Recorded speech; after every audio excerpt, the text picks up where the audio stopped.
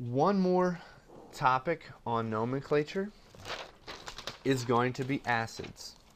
So if we're naming acids, they're going to fit into two general categories. Category number one is a non-oxyacid, which does not contain oxygen, and these are a little bit simpler. And the second is an oxyacid, which tend to sometimes become a little bit more complex. So first case is our non-oxyacid. In the non-oxyacid, the IDE suffix is replaced with IC. So when we look at these acids, and remember that acids typically start with a hydrogen, so we're going to name them as hydro, then the name, depending on what acid, we're going to have something else in there with an ic acid. So as an example, if we look at HCl, this is going to be hydrochloric acid. If we have HBr, we can say this is hydrobromic acid. Or if we have HF, we can say this is hydrofluoric acid. And I'm going to underline what I say when I talk about the parent structure up here. So they're fairly straightforward, but the second thing that we have to look at are the oxyacids. And oxyacids are named based on the polyatomic ion which it was formed from. And this is going to kind of guide us into what we're going to talk about, or how we're going to name these compounds. So, for example, again, from the chart earlier, if we have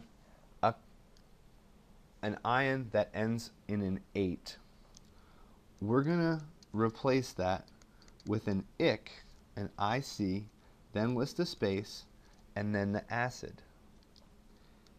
If the ion ends in ite, we're going to replace that ite with us, or OUS, then a space, then the acid. If we have a hypoite,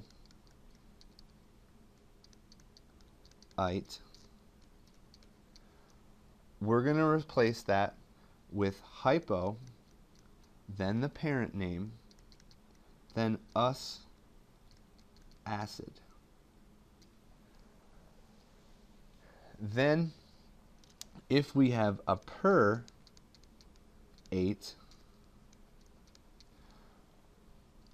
we're going to call that a per, then the parent, ic acid. So let's kind of go through some examples here of how we would use this little table to figure out what our acid name was. If we'll start with the 8s, so if our ion ends in 8, it's going to become an ic acid. So for example, if we have NO3-, remember that hydrogen, when it forms a cation, is going to be H+, so we need one hydrogen to combine with the NO3-, so that's going to be HNO3. We're going to name this nitric acid. If we have SO4 2-, we're going to need 2 hydrogens to balance out the charge. So in this case, it's going to be H2SO4, which will be sulfuric acid. Again, anytime we have an 8, we use the ic acid.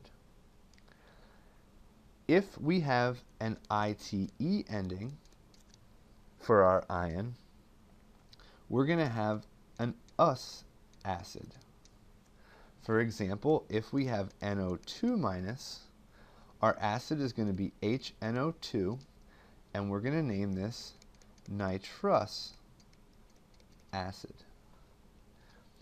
If we have a sulfite, which is SO3 2-, we need 2 hydrogens, so it's going to be H2SO3, and this is going to be sulfurous acid.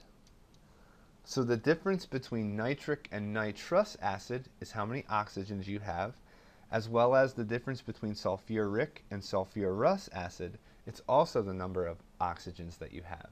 When you go from sulfuric to sulfurous, you subtract an oxygen, and when you go from nitric to nitrous, you also subtract an oxygen.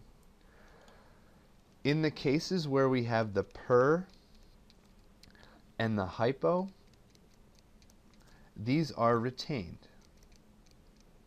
So if, for example, we have ClO4- and ClO-,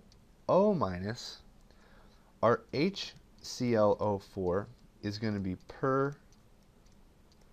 perchloric acid.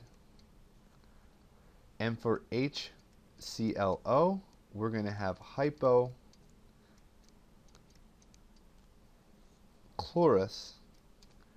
acid. And these rules are going to follow for all of the acids.